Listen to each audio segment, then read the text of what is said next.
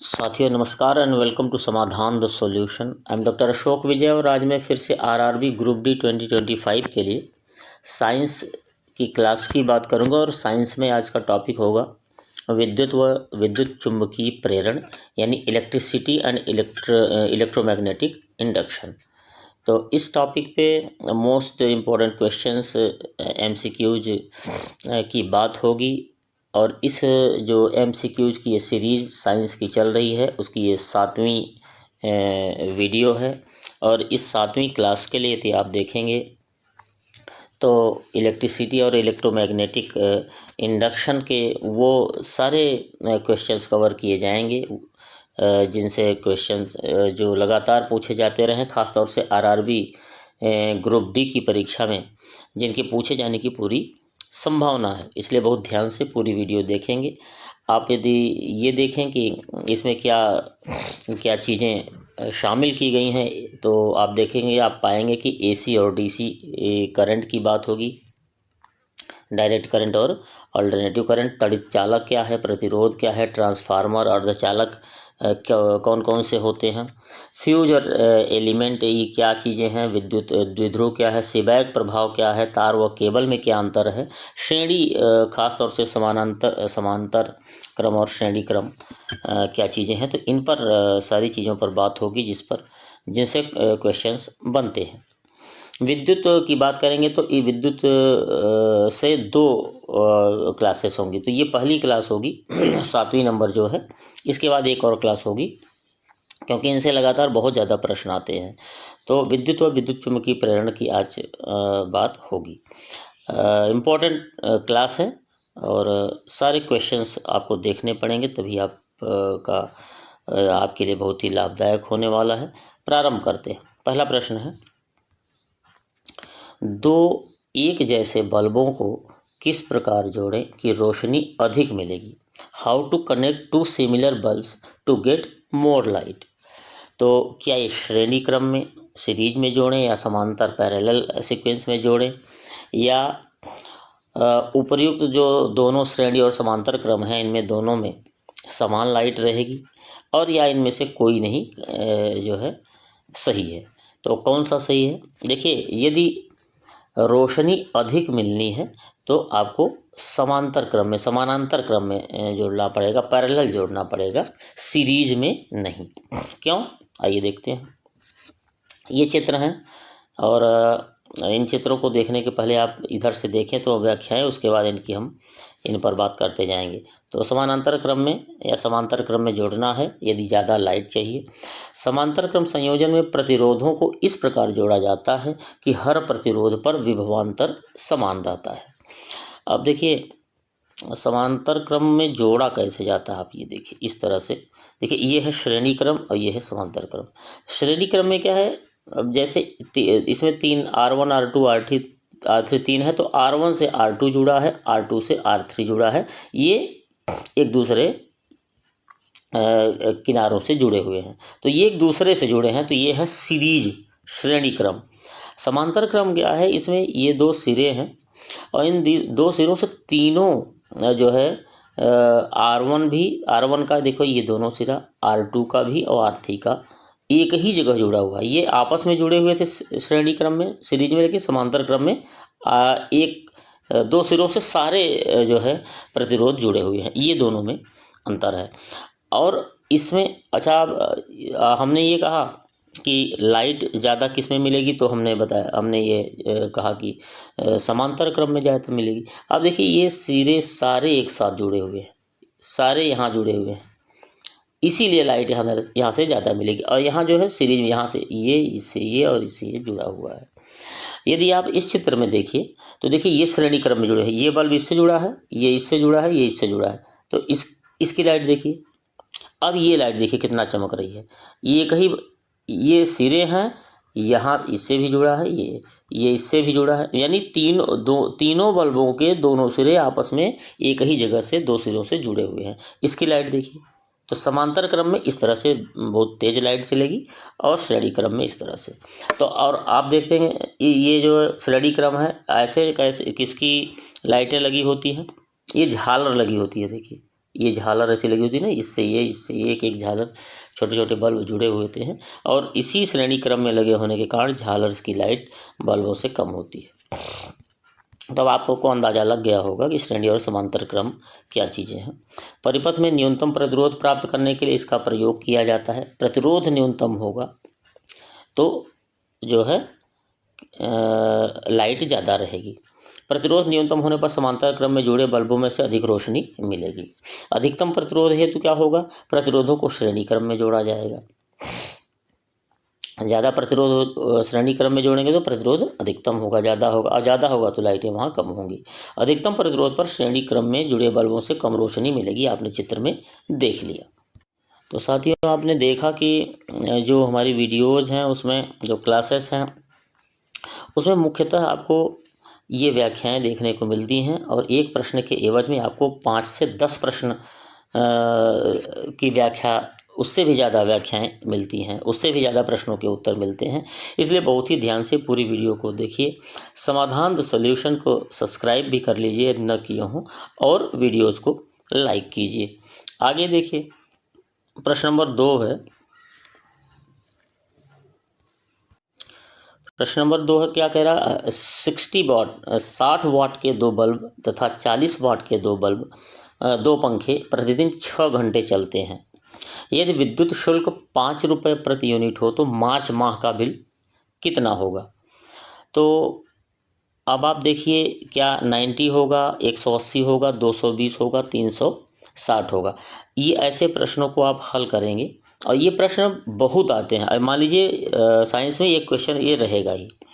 उत्तर 180 है, लेकिन कैसे है, देखिए, बल्बों द्वारा सबसे पहले व्यय शक्ति निकालेंगे।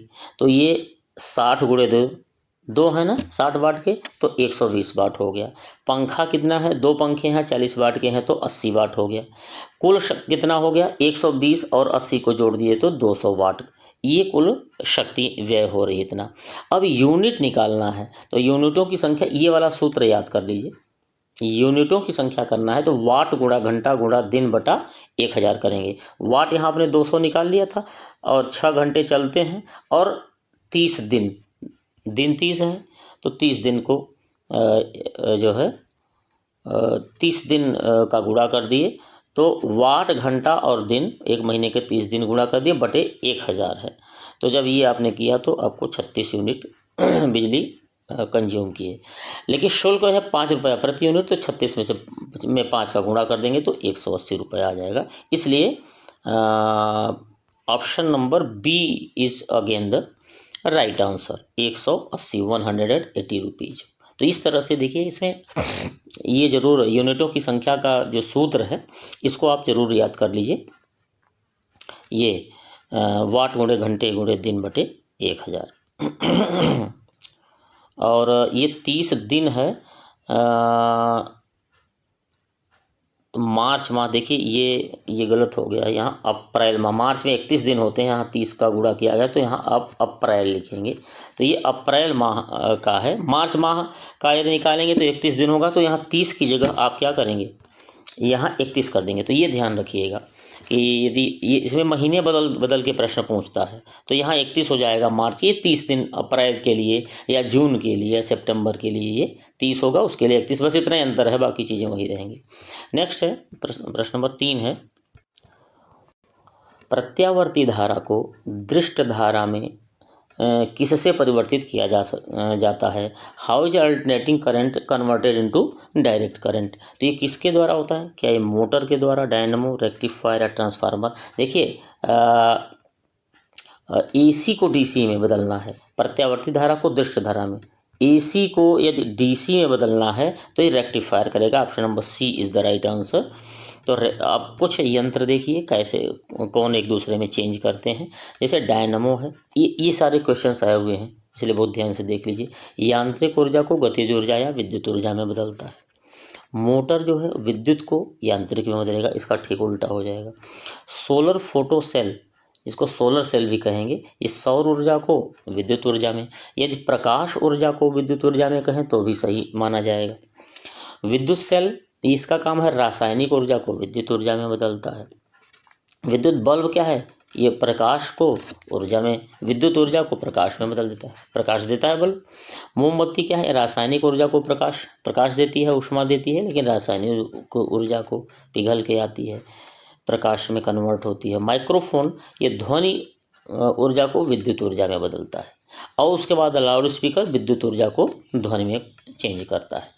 सितार क्या है, ये यांत्रिक ऊर्जा को ध्वनि ऊर्जा में बदलता है। तो ये इम्पॉर्टेंट फैक्ट्स हैं, इनको बहुत ज़रूरी है याद करना, क्योंकि एक क्वेश्चन इसमें से रहता है। तो एक क्वेश्चन रहेगा, तो बिल्कुल याद करना आवश्यक है। चौथा नंबर प्रश्न है, ट्रांसफार्मर का कोड किससे बना होता है? What is core of transformer made of? तो देखिए, ट्रांसफार्मर का कोड नरम लोहे का, सॉफ्ट आयरन का बना होता है। ऑप्शन नंबर बी इस जो है सही है, नरम लोहे का, याद रखिएगा। एक फौलाद होता है जो हार्ड होता है, तो फौलाद नहीं, नरम लोहे का होता है। ट्रांसफार्मर क्या है, यह एक ऐसी युक्ति है जिससे एसी वोल्टता को एक मान से दूसरे अधिक या कम मान में परिवर्तित किया जाता है। तो पहली बार ट्रांसफार्मर जो है अल्टरनेटिव करंट के मान को चेंज करता है, डीसी या अन्य में नहीं बदलता, बल्कि मान को ही चेंज करता है, एसी को के। ट्रांसफार्मर में दो कुंडलियां होती हैं जो एक नरम लोहे पर लिपटी हुई होती हैं। ऐसे आपने देखा होगा, ट्रांसफार्मर में ऐसी लिपटी हुई कुंडलियां होती हैं। इसका लौह क्रोड परतदार रखा जाता है, जिससे क्रोड में शक्ति ह्रास कम हो। ये परतदार रखने का अर्थ कारण यह है कि इसमें शक्ति ह्रास कम हो, नहीं तो उसमें शारीरिक शक्ति क्षीण होती चली जाएगी।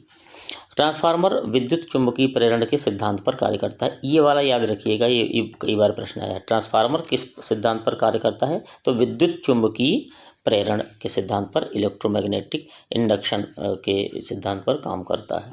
पांचवा प्रश्न है, बिजली का प्रेस, हीटर आदि किस एलिमेंट से बने होते हैं? Which element are electric press, heater etcetera made of? तो देखिए, ये कार्बन, जर्मन सिल्वर, नाइक्रोम और एल्यूमिनियम। देखिए, nichrome, option number C is again the right answer. ये जो है, ये क्रोड है, ये सब नाइक्रोम से बने होते हैं। ये प्रेस का है, ये हीटर का है, तो ये नाइक्रोम से बने हुए होते हैं। कुंडली नाइक्रोम से बनी एक मिश्र धातु से होती है बनी। कारण क्या है? नाइक्रोम का गलनांक उच्च होता है। गलनांक उच्च होने से क्या है, तुरंत गल नहीं जाएगा, काफ़ी जो है ऊष्मा को ये सहन कर सकता है, इसलिए नाइक्रोम से बना होता है। अगला है छठवां प्रश्न, एक बल्ब दूसरे बल्ब से अधिक रोशनी देता है, तो इसमें किसका प्रतिरोध अधिक होगा? अब एक चीज़ याद रखिए, दो बल्ब हैं, यदि जिस बल्ब प्रतिरोध ज़्यादा होगा तो रोशनी कम होगी। तो प्रतिरोध किसका अधिक होगा? अधिक प्रतिरोध, इसका मतलब कम रोशनी, तो कम रोशनी देने वाले बल्ब में प्रतिरोध अधिक होगा। ऑप्शन नंबर बी सही है। ये याद रखिए, प्रतिरोध और रोशनी में उल्टा संबंध है। देख लीजिए, व्याख्या देखिए। मंद रोशनी वाले बल्ब में उच्चतर अवरोधक यानी प्रतिरोध होता है, जबकि अधिक रोशनी वाले में निम्नतर अवरोधक। उल्टा होगा संबंध, क्योंकि V equal to I into R, R resistance है, ये ओम के नियम के कारण, और P is equal to V I है। और तो I और R में कैसा संबंध हो गया? उल्टा संबंध हो गया। तो और यहाँ P और R, P is equal to V square upon R हो गया, P और R में उल्टा संबंध हो गया, इसलिए ये संबंध स्थापित हुआ कि ये इसके व्युत्क्रमानुपाती है। ठीक है, तो पावर ज़्यादा होगी तो R कम होगा, R ज़्यादा होगी तो पावर कम होगा, तो ये संबंध स्थापित हो गया। तो जिस बल्ब का प्रतिरोध अधिक होगा वहाँ कम शक्ति होगी और रोशनी भी जो है कम होगी, इस तरह से। तो प्रतिरोध और रोशनी यानी शक्ति में उल्टा संबंध होगा। नेक्स्ट है, सातवां प्रश्न है, निम्न में से कौन बिजली का सर्वोत्तम चालक है? Which are the following the best conductor of electricity? समुद्री जल, शुद्ध जल, प्लास्टिक, सूखी लकड़ी। देखिए, समुद्री जल होगा, ऑप्शन नंबर ए सही है, क्योंकि इसमें जो है मिलावट है, नमकीन होता है और ये आदि मिलावटें होती हैं। समुद्री जल में लवण होता है, लवण को जल को आयनीकृत कर देता है, जिसमें उसमें इलेक्ट्रॉन प्रवाहित होने लगते हैं, और इलेक्ट्रॉनों का जो प्रवाह होता है उसी को हम बिजली का बहाना कहते हैं, यानी करंट कहते हैं, फ्लो कहते हैं। तो लवण जो है इलेक्ट्रॉन्स को बढ़ा देता है, उसको आयनीकृत करके। नेक्स्ट है, इसीलिए उधर करंट ज़्यादा होगी। लघु पतन के समय परिपथ में विद्युत धारा का मान, लघु पतन यानी क्या, शॉर्ट सर्किट। तो शॉर्ट सर्किट के समय विद्युत धारा का मान क्या हो जाए, बहुत बढ़ जाता है। बहुत, जब शॉर्ट सर्किट होती है तो बड़ी तेज़ी से चिंगारी निकलती है, तो बहुत ज़्यादा बढ़ जाता है, क्योंकि समान वोल्टेज पर लघु पतन के समय पर प्रतिरोध क्या होता है, बहुत कम हो जाता है। और जब प्रतिरोध डाउन होगा, अभी आपने देखा था P=1 अपान R है, तो यदि प्रतिरोध जो है बहुत कम हो जाएगा तो ये क्या हो जाएगा, P बढ़ जाएगी, शक्ति बढ़ जाएगी, पावर बढ़ जाएगी। तो विद्युत परिपथ में घरेलू उपकरणों को लघु पतन से होने वाली हानि से बचाने के लिए जो है फ्यूज तार का प्रयोग किया जाता है, इसीलिए कि शॉर्ट सर्किट हो तो उससे बच जाएं हमारे जो घर के जो चीज़ें हैं, इलेक्ट्रिक चीज़ें हैं, वो बच जाएं, तो इसीलिए फ्यूज तार का प्रयोग किया जाता है। ये भी प्रश्न आया हुआ है, तो फ्यूज तार से इसको बचाते हैं। बिजली के तार, 9वां प्रश्न है, बिजली के तार किन धातुओं से बने होते हैं, which metals are electric wires made of. बिजली के तार, देखिए आपने देखा होगा कि दो तरह के तार मिलते हैं मार्केट में, एक कॉपर का और एक एल्यूमिनियम का। इस तरह से क्या है, ऑप्शन नंबर सी सही है। बोथ ऑफ देव, दोनों से ये बनते हैं बिजली के तार, कॉपर और एल्यूमिनियम दोनों के। बिजली के तारों का प्रयोग विद्युत प्रवाह के लिए किया जाता है। देखिए तार और केबल ये दो चीज़ें हैं, तो इसमें इन दोनों में अंतर क्या है, कई बार हम केबल को भी तार कहते हैं। तार क्या है, जिस चालक तार पर किसी प्रकार का कोई भी इंसुलेशन नहीं चढ़ा होता है तथा उसकी पूरी लंबाई का व्यास एक जैसा होता है, यानी ऊपर कोई ऊपर कवर न रहे, तो वो है तार। जैसे नंगा तार जो होता है खंभों में लगा होता है, वो तार है। और बाकी अब आप देखेंगे कि इसको भी तार कहते हैं, जिसको 3 mm 2 mm 1 mm का, ये तार नहीं बल्कि वो भी एक केबल है, क्योंकि उसके ऊपर वो जो है कवर चढ़ी हुई होती है। इसका प्रयोग बड़ी ट्रांसमिशन लाइनों में किया जाता है, आपने ऊपर देखा होगा। केबल क्या है, जिस चालक पर प्लास्टिक इंसुलेशन चढ़ा होता है। इनका प्रयोग घरों और व्यावसायिक प्रतिष्ठानों में किया जाता है। नेक्स्ट है प्रश्न नंबर 10 है, कम वोल्टेज पर कार्य करने पर विद्युत मोटर प्रायः जल जाते हैं, क्यों जल जाते हैं। आपने देखा होगा कम वोल्टेज है और मोटर चल रही है तो वो जल जाएगी, क्योंकि ये अधिक विद्युत धारा खींचते हैं जो वोल्टेज के व्युत्क्रमानुपाती होती है। बिल्कुल सही बात है, वोल्टेज के व्युत्क्रमानुपाती होगी विद्युत धारा, जो है जब ज़्यादा बिजली खींचेंगे और वो वोल्टेज के व्युत्क्रमानुपाती होती है, इसीलिए वो क्या होगा, जल जाएगा। और विद्युत मोटर का काम क्या है, विद्युत ऊर्जा को यांत्रिक ऊर्जा में परिवर्तित करना। नेक्स्ट है 11वां प्रश्न है, 3 पिन वाले बिजली के प्लग में सबसे लंबी पिन को जोड़ना चाहिए किससे। तो सबसे लंबी पिन को देखिए आधार सिरे से जोड़ा जाएगा। देखिए एक प्लस होगा, एक माइनस होगा, जिसमें आपने 2 तार अलग अलग रंग के, और तीसरा जो बड़ी वाली होगी वो आधार सिरे से ऊपर जोड़ी जाती है। घर में बिजली की सप्लाई मुख्यतः 3 कोर वाले तारों द्वारा की जाती है। एक तो है लाइव विद्युन्मय जिसको कहेंगे, ये सामान्यतः लाल रंग का होता है। 3 तरह के तार होते हैं प्लग में, इसी के द्वारा मेंस धारा प्रवाहित होती है। दूसरा है न्यूट्रल, ये सामान्यतः काले रंग का होता है और ये धारा को वापस ले जाता है। और ये तीसरा ये भू तार है, अर्थ वाला जिसको है, ये कहते हैं अर्थ सामान्यतः जो है ये हरे रंग का होता है। यह तार घर के अंदर विभिन्न परिपथों को विद्युत सप्लाई करते हैं। ये घर के निकट पृथ्वी में दबी एक धातु की प्लेट से जोड़ी जाती है तथा सारे सामानों को, जो इलेक्ट्रिक जो वाले सामान हैं, सप्लाईज हैं, उसको सुरक्षा प्रदान करते हैं। तो इसको आधार सिरे से जोड़ा जाता है जो बड़ी है। 12वां नंबर प्रश्न है, ट्रांसफार्मर प्रयुक्त होते हैं। Transformers are used in, AC को डीसी में। देखिए अभी हमने कहा था कि एसी को डीसी में चेंज नहीं करता, ये एसी में ही जो है अप डाउन के लिए होता है, एसी से डीसी में नहीं जाएगा। तो एसी से डीसी गलत है, ये भी डीसी एसी गलत है, डीसी इसमें है ही नहीं, केवल एसी की बात होगा। ऑप्शन नंबर डी सही है। और एसी वोल्टेज के उपचयन और अपचयन के लिए ये होता है ट्रांसफार्मर। तो याद रखिए ट्रांसफार्मर एसी से संबंधित है, डीसी के सारे ऑप्शन गलत होंगे। ट्रांसफार्मर क्या है? यह एक विद्युत चुम्बकीय प्रेरण के सिद्धांत पर कार्य करने वाला यंत्र है और यह कई बार आ भी चुका है, इसको याद रखिएगा। विद्युत चुम्बकीय प्रेरण पर यह कार्य करता है। इसका प्रयोग क्या होता है? केवल प्रत्यावर्ती धारा, याद रखिएगा एसी करंट में ये काम करता है, डिस्ट में नहीं, डीसी में नहीं, डायरेक्ट करंट में नहीं। उच्च एसी वोल्टेज को निम्न एसी वोल्टेज में तथा निम्न को उच्च में ये कन्वर्ट करता है, ये इसका काम है।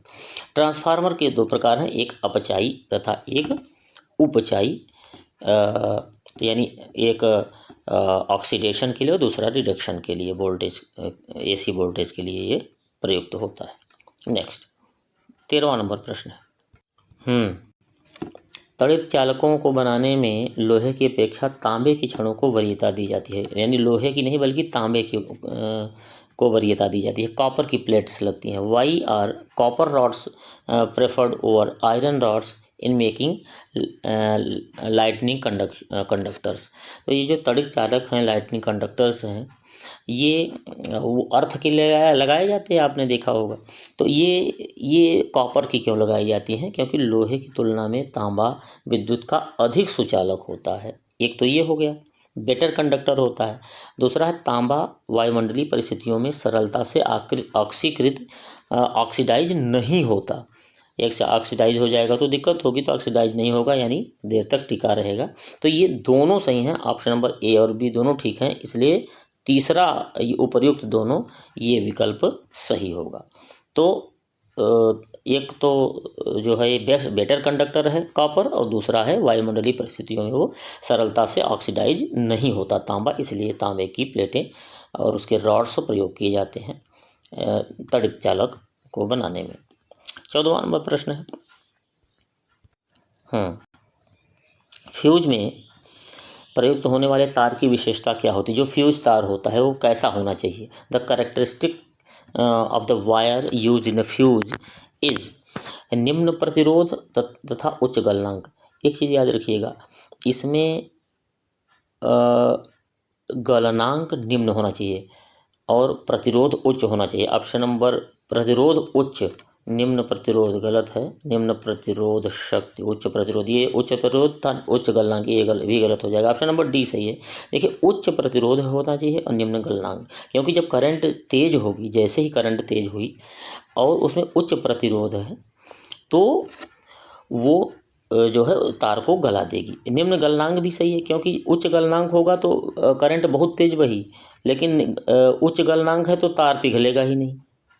निम्न गलनांक है तो करंट तेज होने पर तार पिघल जाएगा। तो उच्च प्रतिरोध शक्ति और निम्न गलनांक होना चाहिए, जिससे कोई भी दिक्कत हो तो जो है तार वो फ्यूज कहते हैं ना, फ्यूज जल गया, इससे आपकी और जो इलेक्ट्रिक अप्लायंसेस है वो बच जाती हैं। तो उच्च प्रतिरोध और निम्न गलनांक जरूरी है। विद्युत परिपथ में आवश्यकता से अधिक धारा बहने पर इसके उच्च प्रतिरोध के कारण उत्पन्न ऊष्मा से फ्यूज तार तुरंत गल जाएगा और विद्युत उपकरण नष्ट होने से बच जाते हैं। फ्यूज तार क्या है? टिन और एलईडी की मिश्र धातु से निर्मित होता है। फ्यूज तार होता है एक सुरक्षात्मक तत्व है जो एक निश्चित मात्रा से अधिक धारा बहने पर परिपथ को जोड़ देता है। तो ये फ्यूज तार आप देखे होंगे अक्सर शुरू में जहाँ से बिजली को जो है हैंडल किया जाता है, कंट्रोल किया जाता है, वहाँ लगाए जाते हैं। जैसे ही बहुत तेज़ लाइट आई तो ये गल जाएंगे, और गल जाएंगे तो डिस्कनेक्ट हो जाएगा और आपके जो इलेक्ट्रिक अप्लायंसेस हैं, जो घर के विद्युत के यंत्र हैं, वो सारे टीवी, फ्रिज, कूलर ये सब बच जाएंगे। 15वां प्रश्न है। 15वां प्रश्न है, निम्न में से विद्युत का सबसे अच्छा चालक है। Which are the following is the best conductor of electricity. देखिए ये प्रश्न बहुत बार आया है, यही ऑप्शंस होते हैं, इसको याद रखिएगा। लोहा, चांदी, तांबा, एल्यूमिनियम। तो बेस्ट कंडक्टर जो है इसमें तांबा को अक्सर लगा देते हैं, कॉपर के तार और बनते हैं इसलिए, लेकिन ये होता है चांदी। Option number B is the right answer. सुचालक क्या होता है? वे पदार्थ हैं जो उनमें से होने वाले विद्युत प्रवाह का प्रतिरोध न्यूनतम करते हैं। प्रतिरोध न्यूनतम होगा तो इलेक्ट्रिक करंट बढ़िया से बहेगी, सुचालक होगा। और चालकता की दृष्टि से अवरोही क्रम है, पहले चांदी, फिर तांबा, एल्यूमिनियम, देन लोहा। तो इन क्रम को याद रखिएगा। अब बार बार यही ऑप्शन भी पूछे जाते हैं। नेक्स्ट है, देखिए आधे से ज़्यादा, अब इसके बाद 8-9 क्वेश्चंस बचे हैं। लाइक न किया हो तो कर दीजिएगा। किसी अर्धचालक का प्रतिरोध गर्म करने पर क्या होगा? किसी अर्धचालक का प्रतिरोध जो है सेमीकंडक्टर का प्रतिरोध है, रेजिस्टेंस है, वो गर्म करने पर घटता है। ऑप्शन नंबर बी सही है। अर्धचालक क्या है? ऐसे पदार्थ हैं जिनकी चालकता है चालकों और अचालकों के बीच होती है, यानी चालकों से कम और अचालकों से ज़्यादा होती है। ये है अर्धचालक। इनकी प्रतिरोधकता चालक से अधिक और कुचालक से कम होगी। तो चालकता की बात करें, चालकों से कम और उससे ज़्यादा होगी अचालकों से, और प्रतिरोधकता उल्टा हो जाएगा, चालक से अधिक और कुचालक से कम होगी। इसके प्रमुख उदाहरण है, ये प्रमुख उदाहरण भी ऐसे ही, इनको पूरा याद कर लीजिए। सिलिकॉन, कार्बन, जर्मेनियम, सेलेनियम, ये ही, इनमें भी यही विशेषता है कि अक्सर परीक्षाओं में यही चारों पूछे जाते हैं, या इनमें से कोई एक रहेगा कि इसमें से कौन सा अर्धचालक है या कौन सा नहीं है। तो याद रखिए, अर्धचालकों में विद्युत चालन जो है वो इलेक्ट्रॉन और विवर यानी होल्स दोनों के माध्यम से होता है। ये भी प्रश्न आया हुआ है, याद रखिएगा। तो इनमें विद्युत का जो इलेक्ट्रिसिटी का जो कंडक्शन होता है वो इलेक्ट्रॉन और विवर यानी होल्स जो है इन दोनों के माध्यम से होता है। 17वां नंबर प्रश्न है, विद्युत चुंबकीय प्रेरण पर आधारित युक्ति है। The device based on electromagnetic induction is. Transformer है ही, कई बार आपने देखा। डायनमो भी यही है, विद्युत चुंबकीय प्रेरण पर आधारित। विद्युत जनित्र भी है, जनरेटर भी यही है। सो ऑप्शन नंबर डी सही है। ऑल ऑफ द एबव, सभी ये, ट्रांसफार्मर हो चाहे जनरेटर हो, डायनमो हो, ये सारे जो है विद्युत चुंबकीय प्रेरण यानी इलेक्ट्रोमैग्नेटिक इंडक्शन पर बेस्ड युक्तियां हैं, यंत्र हैं। विद्युत चुंबकीय प्रेरण क्या होता है? Electromagnetic induction. किसी चालक को किसी परिवर्ती चुंबकीय क्षेत्र में रखने पर उस चालक के सिरों के बीच विद्युत वाहक बल उत्पन्न होना जो है विद्युत चुंबकीय प्रेरण है। आविष्कारक इसके माइकल फैराडे थे, ये भी याद रखिएगा, इलेक्ट्रोमैग्नेटिक इंडक्शन के खोजकर्ता। 18वां नंबर प्रश्न है, विद्युत बल्ब का तंतु किससे बना होता है? तो जो ये फिलामेंट है इलेक्ट्रिक बल्ब का, जो पतला तार होता है, ये जो बल्ब है तो इसमें जो तार ये लगा होता है ना, ये वाला, ये तो ये किसका बना होता है? तो ये टंगस्टन का बना होता है, याद रखिएगा। टंगस्टन का प्रतिरोध गलनांक व क्वथनांक दोनों उच्च होता है, तो इसीलिए क्या होता है कि वो गलनांक भी क्वथनांक उच्च है, तो ये जल्दी से गल के टूट नहीं जाएगा। करंट प्रवाहित होने पर उच्च प्रतिरोध के कारण टंगस्टन गर्म होकर प्रकाश देना प्रारंभ कर देता है। बिजली के प्रेस, हीटर आदि के जो एलिमेंट है वो नाइक्रोम से बने होते हैं। ये एक बार प्रश्न किसी प्रश्न में आया हुआ भी था। 19वां प्रश्न है, 100 वाट का एक बल्ब 100 वाट का एक बल्ब 8 घंटा प्रतिदिन जलता है, तो पूरे अप्रैल माह में कितनी ऊर्जा व्यय होगी? तो देखिए इसको, ये भी आप देख लीजिए कैसे लगाएंगे इस सवाल को। यूनिटों की संख्या एक बार फिर से वही फार्मूला है जो पहले था, वाट घंटा दिन बटे 1000। 100 वाट है, 8 है, बल्ब है, 30 दिन की बात है, तो ये बटे 1000 करेंगे तो 24 यूनिट हो जाएगा। 100 वाट के बल्ब को 4 घंटे जलाने के लिए जो है 100 गुणे 4 बटे 1000 कर देंगे, और ये कितना हो जाएगा? 0.4 यूनिट हो जाएगा। तो 0.4 यूनिट नहीं, ये प्रश्न का उत्तर तो आपका यही हो गया, यही पूछा था। तो 24 unit. So option number B सही है। ऑप्शन नंबर बी 24 यूनिट हो जाएगा। और इसी में आप इसको भी पढ़ लेंगे कि 100 वाट के बल्ब है, उसको 4 घंटे जलाने पर कितना ऊर्जा प्रयुक्त होगी। तो वही 100 में 4 गुणे 1000 कर देंगे तो आपका 0.4 यूनिट आ जाएगा। नेक्स्ट है 20वां प्रश्न है, इसके बाद 5 और बचेंगे। हाँ, 5 और बचेंगे। घरों में लगे पंखे, बल्ब, ट्यूबलाइट आदि किस क्रम में लगे होते हैं? अच्छा, अभी आपने देखा कि ज़्यादा रोशनी किस में आएगी? समांतर क्रम में। तो जाहिर है कि समांतर क्रम में ये लगेंगे। समानांतर क्रम जो है या समांतर क्रम है, प्रत्येक प्रतिरोध पर विभवांतर समान होता है। विद्युत परिपथ में न्यूनतम प्रतिरोध प्राप्त करने के लिए इस संयोजन का प्रयोग किया जाता है, यानी रेजिस्टेंस कम होगा तो इलेक्ट्रिक पावर ज़्यादा हो जाएगी। घरों में बल्ब, ट्यूबलाइट आदि इसी क्रम में लगे होते हैं। सजावटी झालरों की बात करें तो ये श्रेणी क्रम में लगे होते हैं, इसीलिए एक बल्ब के खराब होने पर सारा परिपथ टूट जाता है और सारे बल्ब बुझ जाते हैं। लेकिन समांतर क्रम में आपका एक बल्ब फ्यूज हो सकता है, जरूरी नहीं है कि सारे फ्यूज हों तभी लाइट सारी ख़त्म होगी। तो एक बल्ब फ्यूज होगा लेकिन और सब जलते रहेंगे। लेकिन झालरों के साथ ये नहीं है, क्योंकि वो श्रेणी क्रम में होती है। प्रतिरोधों को श्रेणी क्रम में जोड़ने पर तुल्य प्रतिरोध, ये दोनों फार्मूला याद रखिएगा। श्रेणी क्रम यानी सीरीज में R=R1 + R2 + R3 होगा, और समांतर क्रम में तुल्य प्रतिरोध होगा R क्या होगा? 1/R1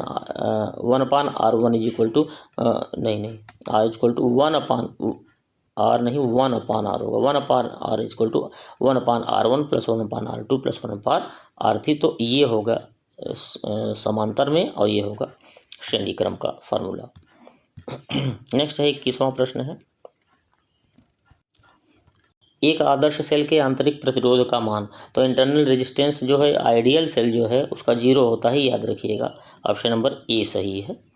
उत्पन्न प्रतिरोध को सेल का आंतरिक प्रतिरोध R कहते हैं। यदि E, V एवं I ये क्रमशः जो विद्युत वाहक बल है E और विभवांतर V और इलेक्ट्रिक जो करंट है वो I है, तो सेल का आंतरिक प्रतिरोध R क्या होगा? E-V/I। ये फार्मूला भी याद रखिएगा, और इस फार्मूला के अकॉर्डिंग इसका प्रतिरोध क्या हो जाएगा? 0 हो जाएगा आदर्श सेल के का। 22वां नंबर प्रश्न है, इसके बाद 3 और हैं। किसी अतिचालक द्वारा प्राप्त अधिकतम ताप होता है। अतिचालक यानी सुपर कंडक्टर।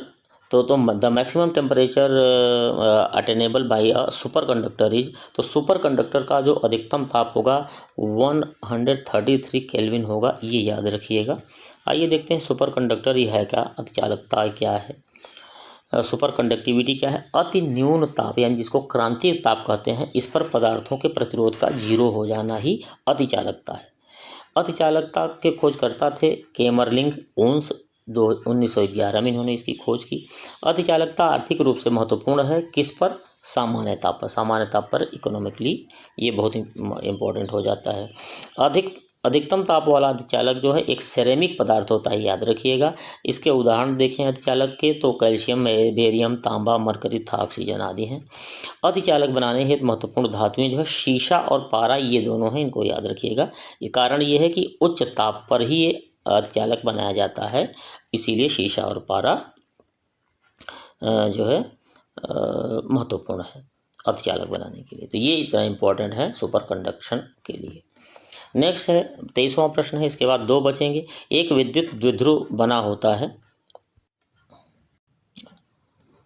तो लघु दूरी पर समान आवेश होंगे, जो है समान परिमाण के 2 आवेश, एक प्लस और एक माइनस होंगे, वही है विद्युत द्विध्रुव, डाइपोल। तो समान परिमाण लेकिन विपरीत प्रकृति, यानी प्लस एक और एक माइनस के आवेश होंगे, अल्प दूरी पर समायोजित किया जाएंगे, तो क्या बन जाएगा? डाइपोल, इलेक्ट्रिक डाइपोल, यही है। तो वैद्युत द्विध्रुव का आघूर्ण की बात करें तो P = Q × 2L हो जाएगा, यानी आघूर्ण पूरा जो है 2QL हो जाएगा। तो ये भी फॉर्मूला याद रखिएगा। 24 नंबर प्रश्न है, इसके बाद एक और बचेगा। थर्मोपाइल का कार्य निम्न पर आधारित, सीबेक प्रभाव पर। यस, ऑप्शन नंबर ए सही है। सीबेक प्रभाव पर थर्मोपाइल कार्य करता है। क्या है ये सीबेक प्रभाव? यदि 2 संधियों जो भिन्न धातुओं से जोड़कर बनाई गई हों को भिन्न ताप पर क्रम पर रखें तो विद्युत वाहक बल पैदा होता है, इसे सीबेक प्रभाव कहते हैं। ये सिंपल है, यानी सिरों पर या संधियों में ताप में जो अंतर है उसकी वजह से जो विद्युत वाहक बल पैदा हो जाएगा, उस अंतर ताप में अंतर की वजह से, तो यही है सीबेक प्रभाव। अंतिम प्रश्न है, ये क्या है? मोबाइल चार्जर से संबंधित है। मोबाइल चार्जर एक क्या होता है? मोबाइल चार्जर एक यूपीएस है, एक इन्वर्टर है, एक उपचाई ट्रांसफार्मर है। ये अपचाई, ये एक प्रकार का ट्रांसफार्मर होता है और ये है अपचाई ट्रांसफार्मर। तो उपचाई न होके अपचाई ट्रांसफार्मर होता है। और अपचाई ट्रांसफर क्या करता है? वोल्टेज कम करने के लिए प्रयुक्त किया जाता है, जिससे कठिनाई न हो। और इसमें लगा एक रेक्टिफायर होता है, एसी करंट को डीसी करंट में कन्वर्ट करता है। तो इस तरह से मोबाइल चार्जर के विषय में आपने ये जानकारी देखी। और साथियों, आपने देखा कि एक बार फिर से आपने 25 प्रश्न किए, लेकिन आप 200 से 250 प्रश्नों के उत्तर आपने जो है इसमें आपने जाने। और आप प्रयास करेंगे कि लगातार आपकी परीक्षा तक ये सीरीज चलती रहे। इसके बाद कुछ ही दिनों में मैं जीके जीएस की भी सीरीज शुरू कर रहा हूँ, जिसमें आपको ज़्यादा लाभ मिलने लगेगा। तो साइंस और ये दोनों, और 2-3 क्लासेस के बाद फिजिक्स पूरा होने वाला है। उसके बाद फिर बायोलॉजी, जिसमें सबसे ज़्यादा भाग जो है बायोलॉजी से होता है। बायोलॉजी से सबसे ज़्यादा प्रश्न आते हैं। तो इसके बाद बायो होगा, देन केमिस्ट्री होगी।